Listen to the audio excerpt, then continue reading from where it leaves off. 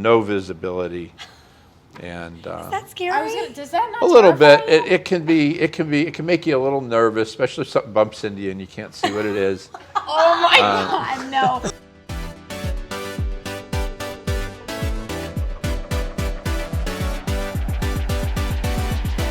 What are we doing? What are we doing? Hey y'all. Hello, hello. It is me, Lauren. It is me, Jamie. Welcome to episode 14 of the What Are We Doing podcast. Welcome back, y'all. We were just joking that we have to practice that intro every single week because for some reason we feel like we're going to forget it, but we haven't at this point. If we don't do a miniature, whispered rundown before we start this, we'll mess it up. It's not right then. It's just not right. No. Anyway, welcome back. We are here at Starland Yard as usual. Ooh. Thank you to Starland Yard for letting us come and film here every single week. So let's get into it as usually. What did you do this weekend? I went to your birthday party this weekend. You guys definitely have seen it on Instagram at this point. If you haven't, you need to go check it out. Lauren made a little video, which is hysterical because it was a silent disco prom party. Everyone showed up in their prom gear.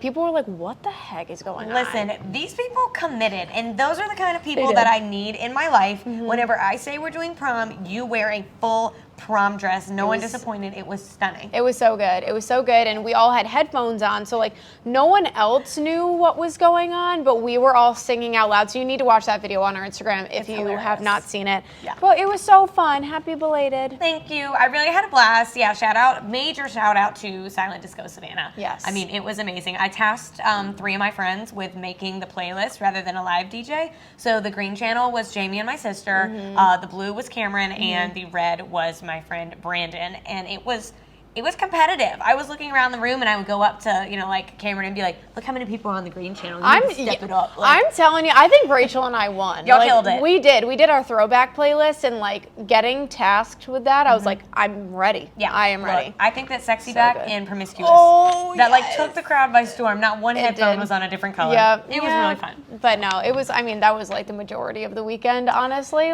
Me too, yeah. Yeah, I mean, Elijah and I had a date night on Saturday. We actually went to the outlets because I wanted to revamp his wardrobe a little bit. He was very tired and he was like, "You're not bored?" I'm like, "No, I'm buying you clothes that I want to see you in." Oh So. yeah, I could do this all day. Right.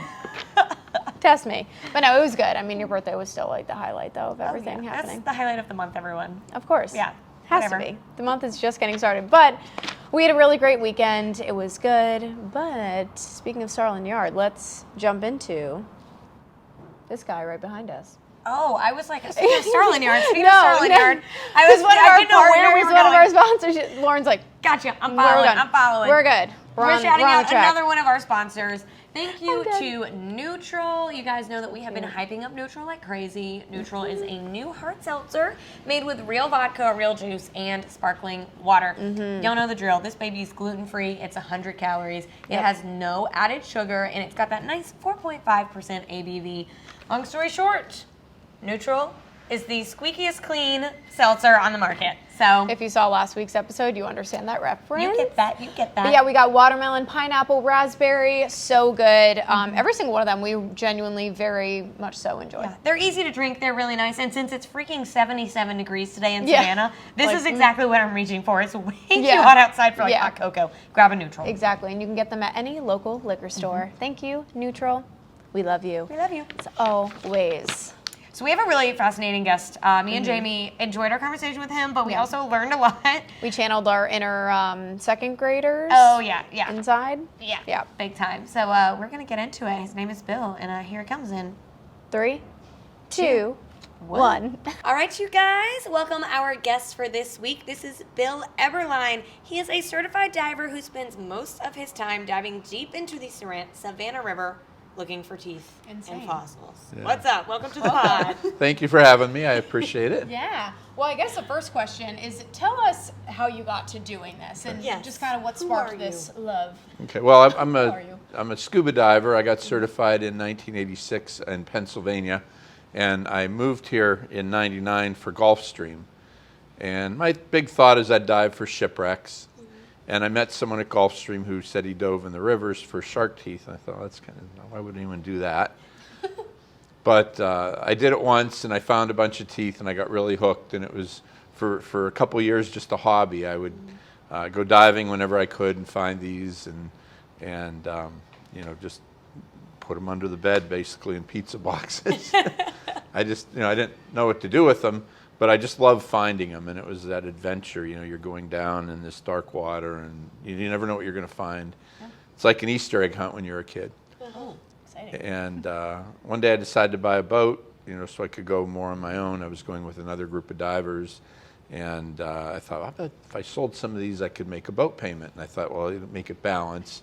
And that's what I did, but it really just took off. I mean, I found people all over the world wanted to buy these, and I kind of knew, that I could make a living out of it after about a year, but you're used to working, and I went from Gulfstream over to Savannah Tech, started teaching IT and accounting. I have master's degrees in both of those, so I was teaching both of those at Savannah Tech and diving whenever I could. And then just in '08, I decided just to do this full time because it's what I love to do, and I never get tired of it. So wow, that's that is basically so it. Yeah. Have you ever dove before? No, I haven't. No, I did. What is that little thing with the hole in The the snorkel. I did the snorkel one Yeah. time. A wave got me, and I'm choking Oh. all in the Yeah. ocean. So that's a Yeah, steep when you goes. take lessons, I used to be a dive instructor. When you take lessons, you start in a pool and real easy, and then they kind of work you into all that to where once you get into open water, you're really comfortable. So you should give it another chance. I think it would be cool. So I do have a question. What is the Savannah River like? Like up top, it seems like it would be scary. What is it like in there? I've only dove the Savannah River twice. It's dark, and all the rivers around here real muddy and dark. We have real strong currents here. As you know, a tide change can go up to 10 feet from low to high tide. So the rivers are moving real fast, and it just stirs everything up. So the Savannah River and all the other rivers, the Intercoastal Waterway, they're very murky. Usually you get no visibility. Maybe at best, like when the conditions are just right, I'll get maybe 3 or 4 inches of visibility. And so, it's always you're kind of going blind. I have a real powerful light. The thing with the Savannah River is you have the container ships and a lot of boat traffic. So I really avoid that river. Yeah. But all the other rivers around, in the Intercoastal Waterway, it's all very similar. You have the saltwater estuaries or rivers, and but no visibility. And is that scary? Does that not a little bit. terrify you? It can make you a little nervous, especially if something bumps into you and you can't see what it is. Oh my God, no. My biggest fear would be like shining the light or something, and it's just like a shark or something Yeah. coming at you. I always said, you have a light on your helmet, and I always say it kind of gives you a false sense of security because you think, oh, well, I got a light on, and then I think, from the other animals' perspective, they go, I wonder what that light is. I said, so it's probably just a beacon for whatever's down there. Oh my gosh. But I've been doing this since '99, so 20 years. And I do anywhere from 300 to 500 dives a year. Last year with COVID, there was nothing to do but dives, so I did 500 dives. Wow. And I've never had a problem with an animal, that hurting me. You get bumped by things. You get bumped by pretty big things. You can't see what they are. The biggest injury I ever got is these shark teeth are real kind of slick and real almost like glass. They're real smooth. They feel like glass, the enamel. And so you'll be going along and you're just digging through the mud blind and you feel something real slick and you think, oh, a shark tooth, and you pick it up and all of a sudden it's just something pinches your finger. It's a blue crab or a stone crab. Oh. And one time I had a big stone crab get a hold of my thumb, and I thought he was breaking my thumb. It hurt so bad. And so I start pulling him off, and then he grabbed my other thumb with his other claw. But after about 20 minutes, it stopped hurting. And casual. And he went away. And then jellyfish. You'll be going along. You can't see jellyfish under. You can't see anything down there. So you'll be going along, and all of a sudden it'll hit your face because that's the only part exposed, and it does hurt. And it almost feels like someone came and put a match on your lip or whatever, and that startles you. But I mean, for the most part, you have sharks down there, stingrays. I reached in the mud and grabbed something that feels like material, and a stingray will come up out of the mud or sand. But it sounds worse than it is. I mean, you just get kind of used to that. Yeah. I always say when I worked at Gulfstream, I had to drive on 95 every day to work I lived in Midway. And I always said I feel worse, or I felt I feel safer diving in these shark-infested waters than I did driving on 95 every day. Well, I mean, honestly, I saw so many accidents. Understood, yeah. Yeah, everyone's going along at 80, which is, and then people are going 90, and we whip in and out. And, you know, someone hit my car once on 90 and then took off, and, or 95. Understood. So, you know, but, you know, I could be proven wrong tomorrow, and then you could be going, oh, he said he felt safe. Yeah, yeah. Oh my gosh. So whenever you are not grabbing a stingray and you're getting what you're down there for, what are you diving for? What all do you find? Mainly, the main thing I'm looking for are the big Megalodon shark teeth. They're a prehistoric shark tooth, and the Megalodon got to be, they think about 60 feet long, so it was a shark the size of a whale. So you think of it would be 10 times more massive than the great white today. So you think of the movie Jaws, it would be 10 times more massive. It would be, instead of 20 feet, it would be 60 feet, a lot bigger around. And they had teeth. I wish I'd have brought a great white tooth. The great white teeth are about that big. And then this is a full-grown Megalodon tooth. And they'd have 200 teeth in their mouth at once. So you can get an idea. And they're very serrated. And, you know, they have, you know, they had, you know, an incredible bite force. So, I mean, they made quick work of whatever was out there. They think, you know, the most fierce predator or apex predator to ever live. You know, you think about a T-Rex or something like that, and they said if they were in the same environment, you know, if a T-Rex was in the water, it'd be nothing for the Megalodon. They ate whales, things like that. So, but this is what I'm looking for. It's Megalodon shark tooth. This is an especially large one, real colorful. Most of the ones I find are broken, you know, so you don't normally get them quite that nice and that smooth, but when you do, it's really exciting. So that's mainly what I'm looking for, but you find other things down there. When I go looking for a new spot, I'm looking for, like, you go down and you're in the bottom. In most places, I've dove 300 spots in the Savannah area and found teeth in about a dozen. So, I mean, it's real hit and miss and mostly miss. When you find a good area, you don't just start finding shark teeth. You start finding these fossilized bones. And most of them are from prehistoric whales, but they're fossils. And when you start finding the fossilized bones, you start, you know, the shark teeth can be mixed in with that.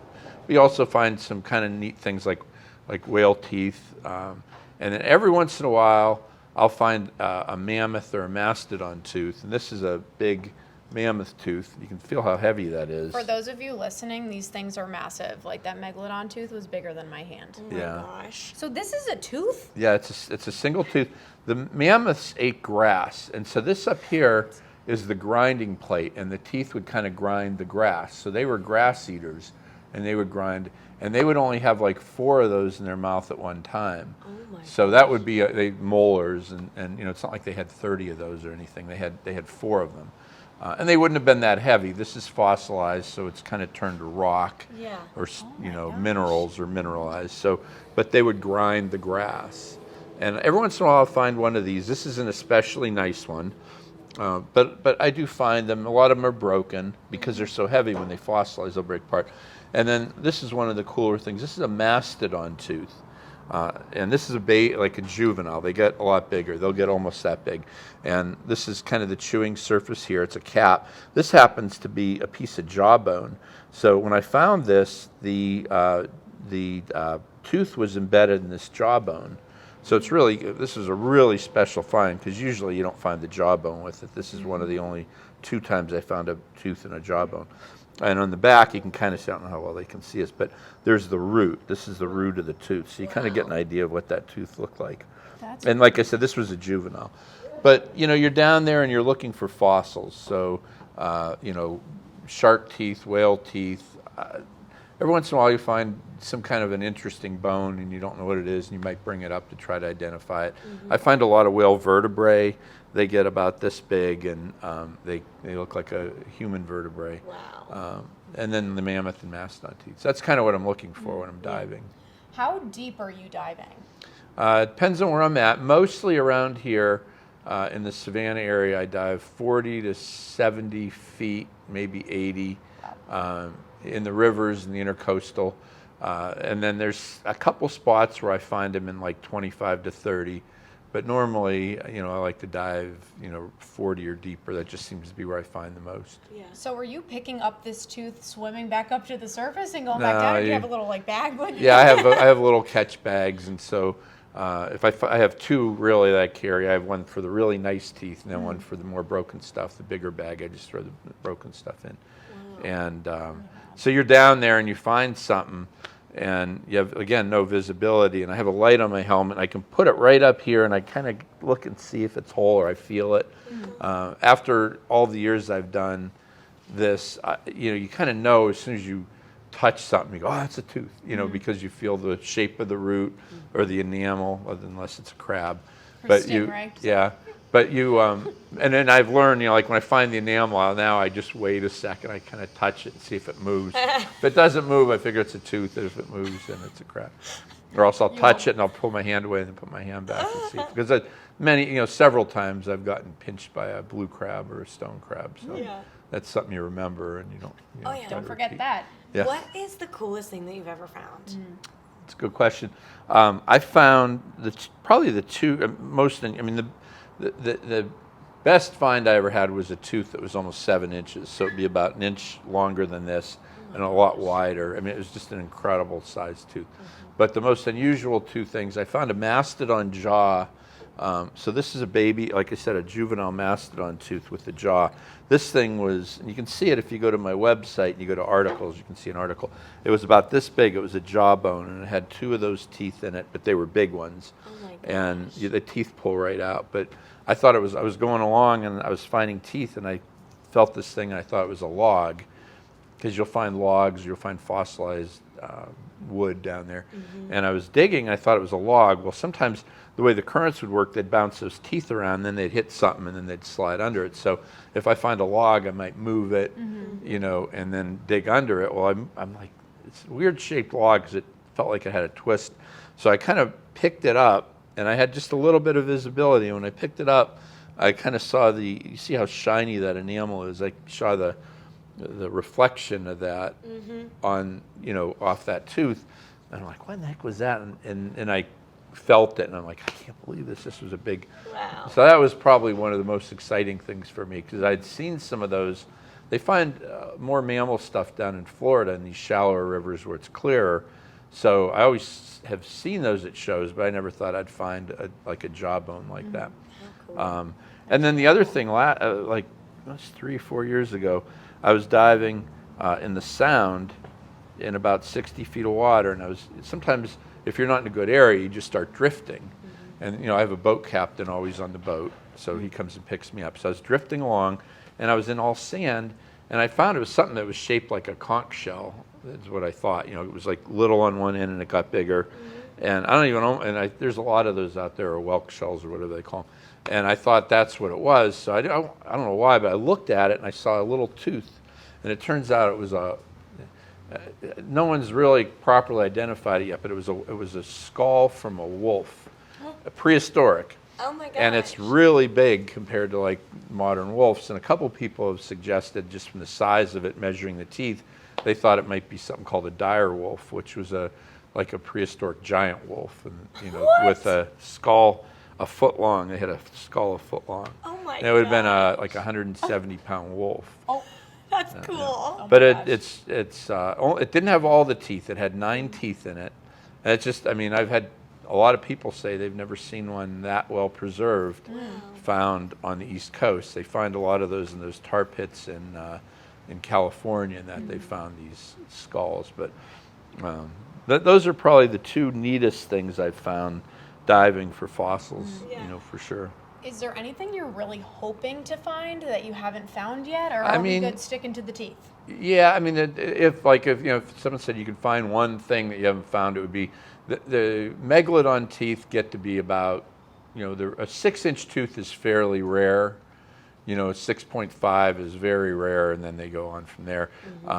There have been very few true 7-inch teeth found. I know 3 or 4 people that have found them, and they've been diving, for 20, 30 years. They found one. The biggest I've found is 6.92, which is just like a 1/16 of an inch off. But if I could, it'd be neat to find a 7-inch tooth. But if I never found one, I feel like I've found more than my share over the years of everything. But that'd be kind of cool. But no, I mean, my hope is that I can keep doing it. I mean, it's just, I love it. I get up every morning. I never get up and go, oh, I don't want to go diving. It almost doesn't matter how cold it is, or it's just you don't know. It's just you don't know what you're going to find. And on days you don't think you're going to find anything, and you find just one tooth, you get it's like, oh, I didn't waste my day. I went, it's never a waste. But it's you found something, and so there's nothing that I need to find. I have one more question, but I want to see if you have anything else. Oh, well, I was going to ask, whenever you're done, what do you do with them? Do you keep them? Do you sell them? A lot of them I keep. Anything that's unusual, I'll hold on to. Just because a lot of this stuff you'll never see one again. Some of them, most of the common ones I sell. I have a website. There's a lot of collectors that contact me with what they want. So I do sell probably. Most of what I find is I've sold or is for sale. But anything that's really unusual, I like to keep. Because, like I said, it's kind of irreplaceable. I could maybe find one and buy it later, but that wouldn't be one I found. Right. That's cool. So it's kind of like you have this, I always think I shouldn't say this. It's like I have these people and they go, how can you sell those? And I go, I don't want to have to work again. I used to work. I worked for a lot of years, and so I know what it's like to get up every day and go to a job that, you don't dislike, but it's not what you want to be doing. And that's really my goal. When people say, how can you sell them? And I just say, well, I don't want to work. Yeah. I don't ever want to have to work again if I don't have to. For me, and like I said, it's not the best thing to say when you're selling these, but the exciting part is that I found it, not that I bought it. I don't want other people to feel that way. I want them to buy them. But it really, so the collection I have, there's a lot of things people have, every once in a while someone will offer you just some crazy amount of money for a fossil you wanted to keep, and you go, oh, it'd be kind of dumb to turn down. But for the most part, if I want to keep something, I just keep it. Yeah.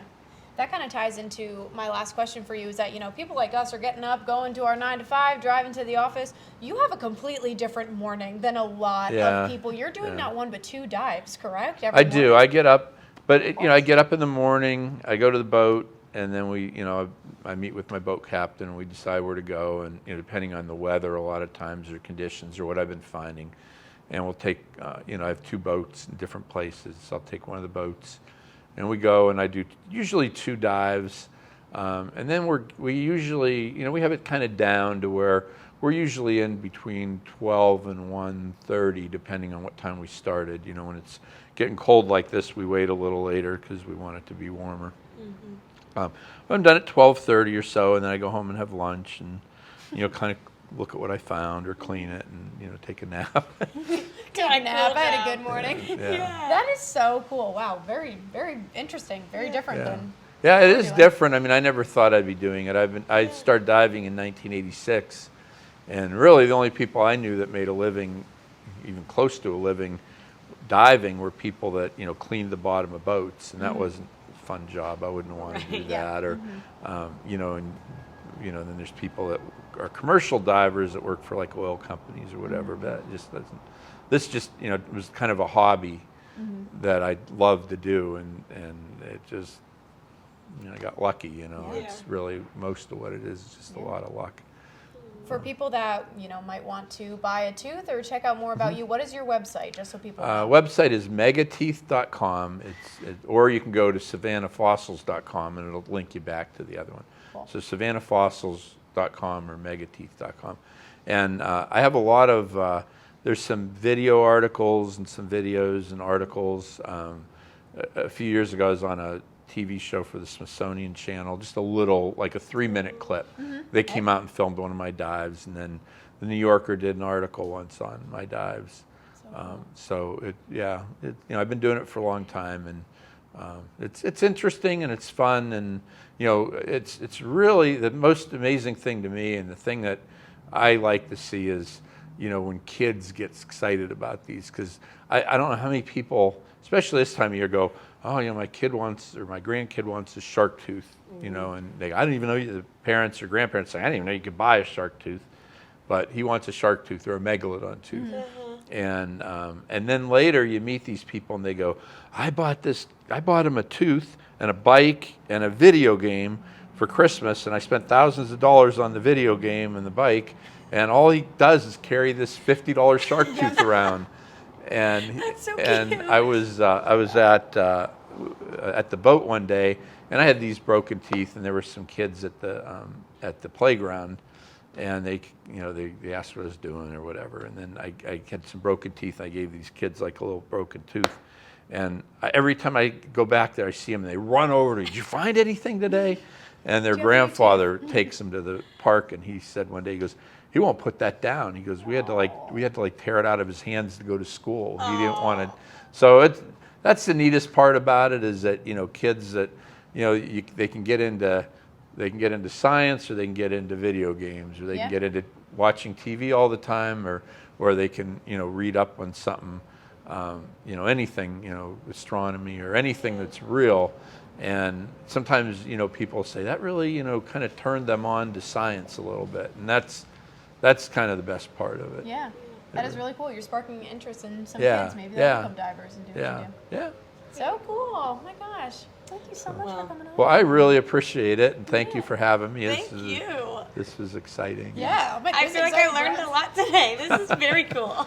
I feel like I'm a second grader right now. I'm like, I know. like looking at all the fossils. Yeah. Also, I'm glad that you explained what a megalodon was, because one of my written questions is, what is a megalodon? Well, and Jamie it's, was like, really, Lauren? after all these years, I kind of know what people are going to ask. I mean, I get a lot of people that they'll come to you on the boat and they'll go, what are you doing down there? We see you in the river diving. They think that's like insane. Yeah. And Insane. and then you tell them and show them some teeth, and then they start asking questions, and it's the questions I would have been asking if I didn't know about it, or when I started, and probably the questions I asked the guy at Gulfstream when I met him for lunch that day, and and it was funny because, like I said, I thought they collected these little tiny shark teeth on the bottom, and I go, why would you do that when there's shipwrecks? And he brought the big ones in, and I just couldn't believe it. I go, I need to find one. Yep.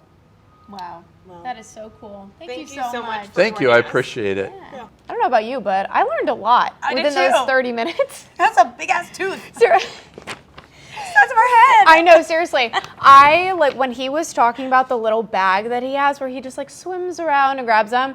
I had to refrain from being like, you're like Ariel from The Little Mermaid. knew. Like Whenever you said the bag, I knew you were about to start. like all of the trinkets and whatnot. I'm like Sing the song. picturing, Just go ahead. I'm just picturing like her going into her little grotto or her cove with like everything, and she's got the Eric statue and the dingle hopper, which is a fork. Did you know that? Did y'all know that? Did y'all know that? I learned something just now also. I'm not even kidding, but I was just like, oh my God, this is like real life Ariel, but it's Bill. Gadgets and Bill. gizmos aplenty, you guys. I want more. There we go. I cannot. Okay, anyways, jump into it. Okay, y'all. So we're going to get into, we just have one top story from Connect this week. So our top story is holiday scams. Yikes, you guys. Not okay, good. so roll with us here.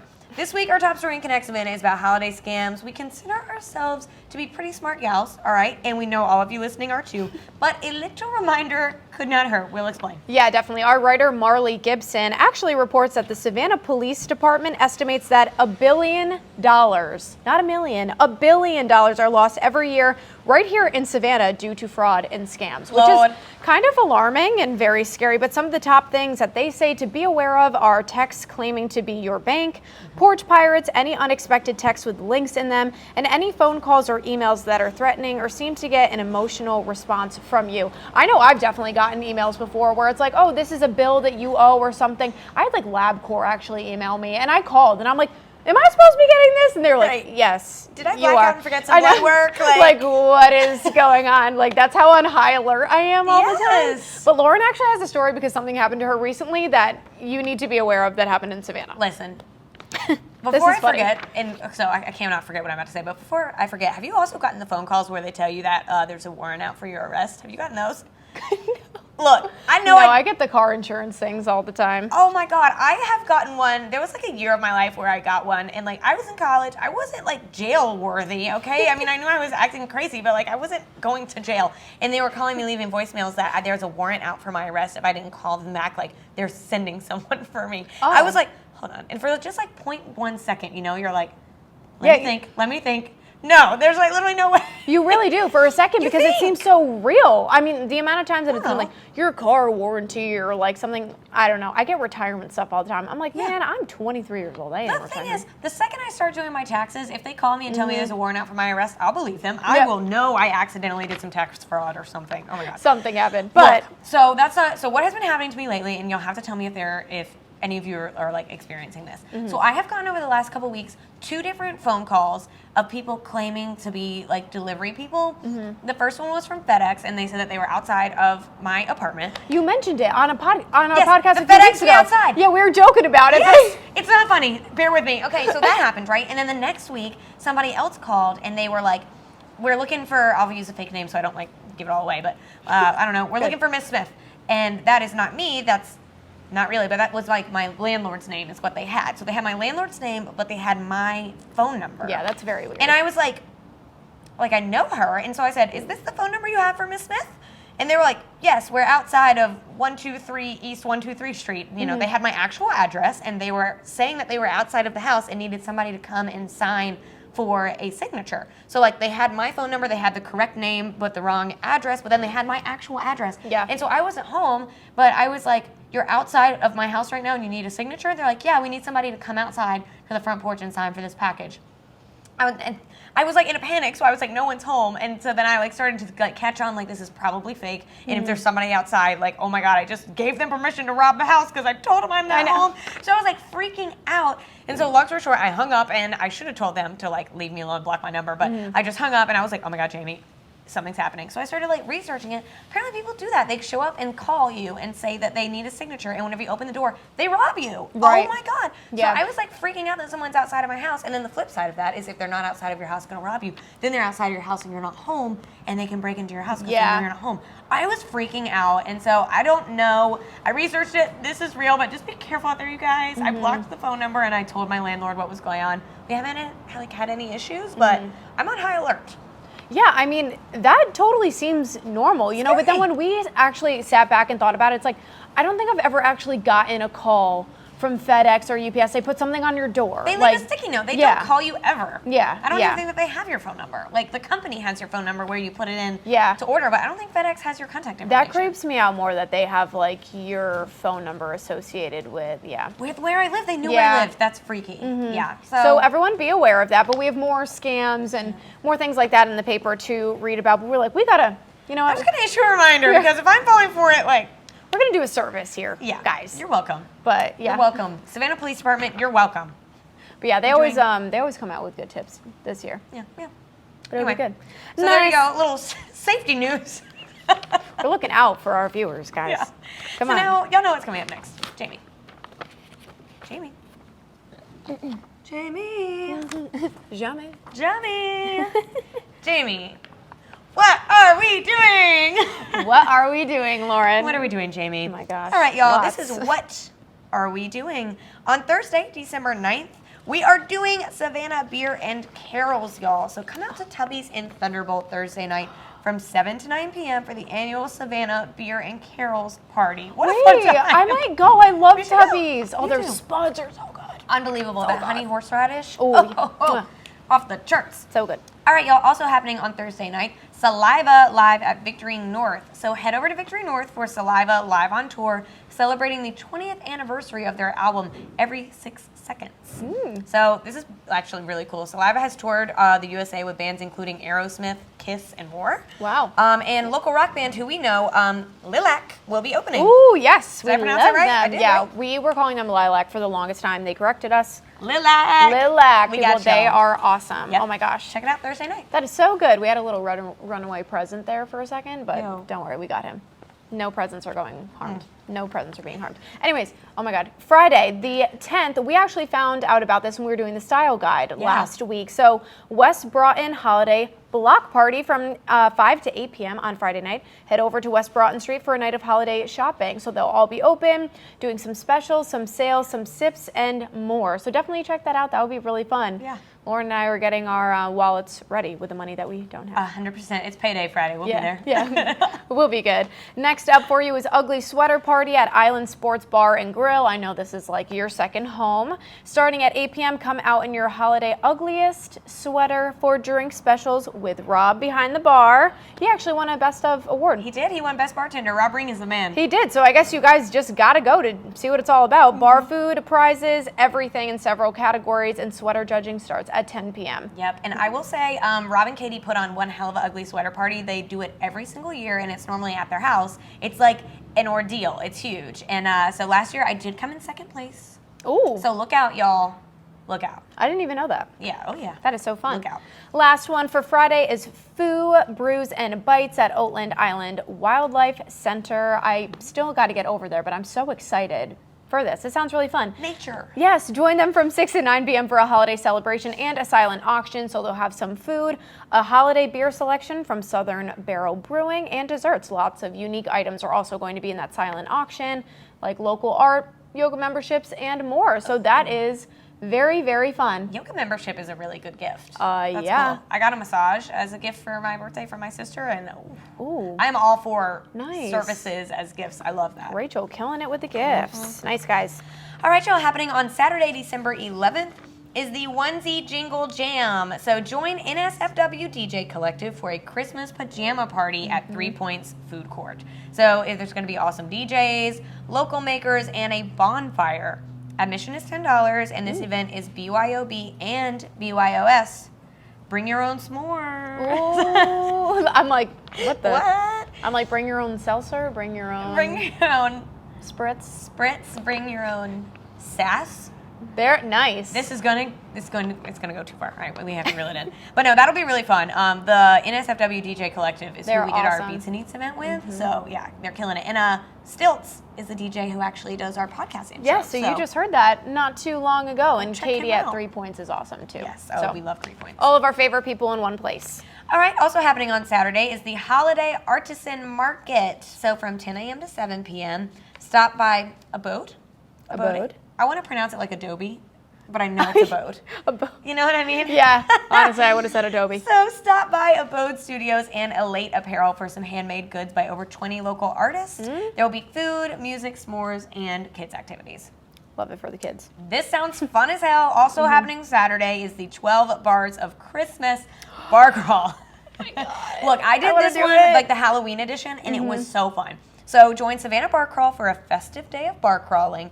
Put on a Santa suit or an ugly sweater and follow Santa's list to all 12 participating bars for drink specials, photos with Santa, and a ton of fun. Wait, stop. I'm telling you. Should we? Hold on, clear our wait. schedule on Saturday? Actually, hold on. I think we should. I think we should. Dude, we could dress up as Santa. That would be so funny. I need a full Yeah. Santa suit by Saturday. Okay, fine. Okay, We'll look, find by one. the end of the crawl, participants will have completed an entire 5K. Heck yeah. This is an Oh my God, exercise you're burning activity. off every ounce of beer or whatever that you're drinking. This is an exercise activity. Yeah, come Better on. yourself on Saturday with Get your Savannah Bar 10,000 Crawl. steps, people. So also happening Saturday, we've got some more football. I love it. Army versus Navy. So you can head to Service Brewing Company to watch that game live on the big screen. Nice. Wear your most spirited outfit, and you can have a chance to win a $50 bar tab. That's fabulous. That is Cuban awesome. Window Cafe, who we love so much, will also be on site serving up empanadas, Cuban sandwiches, and more. What a good day. Oh, that makes me want to go and get I that know, right me now. too. Gosh. We can't. All right, last one. Yeah, we really can. The last one we have for you, Sunday the 12th, is Holiday Hangs at Two Tides, right behind us. 7 to 9, it is back for the first 3 Sundays in December. They will be playing some classic movies in the tap room at 7 p.m., and there will be holiday-themed treats and drinks. I just loved all this holiday stuff. I do too. So on Sunday, they're showing The Karate Kid, and then on December 19th, they'll be showing Willow. Very cool. What is Willow? Have you seen that? No, honestly, I'm not sure. I don't know what that is. I automatically thought Willow Smith. I whip my hair back and forth. I whip my hair back and forth. Just whip it. It's just a Willow Smith montage. This is the classic movie. Enjoy. that is what we have for you this weekend. I really love all these different holiday things that are happening. Fun. I don't get tired of it. I really don't. Wait, I'm not kidding. I kind of want to do that bar crawl on Saturday. Maybe, I've got to see what I have Saturday, but that sounds freaking fun. Yeah. Let's do it. Okay, we'll look. We'll look. Okay, Yes. so as usual, thank you so much to our partner, Starland Yard. And so just check out their Instagram for all of their upcoming events for this week. They always have stuff going on. It's lovely. The weather's going to be nice this week. One thing that we did want to point out, right now you can order a s'mores kit at their bar. Yes. I witnessed this Saturday night, and it is so cute. You just go up there. It's like $6 for an entire s'mores kit. They've got fires lit all around. So enjoy. Roast you some marshmallows right here at Starland Yard. Oh, so good. Yes, and speaking of social media, make sure to follow us on social media. You have to see our silent disco prom video and everything. We just have very spontaneous videos on Instagram. So follow us at What Are We Doing Sav, and also make sure to follow our paper, Connect Savannah, at Connect Savannah. If you have events, you want to maybe come on the pod to talk yourself, anything you want to do, email us, whatarewedoingsav@gmail.com, and we will answer you. Make sure to also follow and like, subscribe, do all these things. Share with your friends. And share this podcast, you guys. And whenever you're listening to it, take a screenshot, post about it. If you hear something on this podcast and you go to the event, tag us in your pictures. We want to see what y'all are doing too. Yep. And if you make it to the end of the episode, comment scams. Scams. Oh my God. Scams. Or if you have a scamming story, honestly, take a video explaining it and tag us in it. Tell us your scam story. Yeah, please. We want to hear it. Scams. All right. Scams. Thank That is y'all. it. Thank you so much. Have an amazing, amazing weekend. Bye, y'all. Mwah. Bye, guys.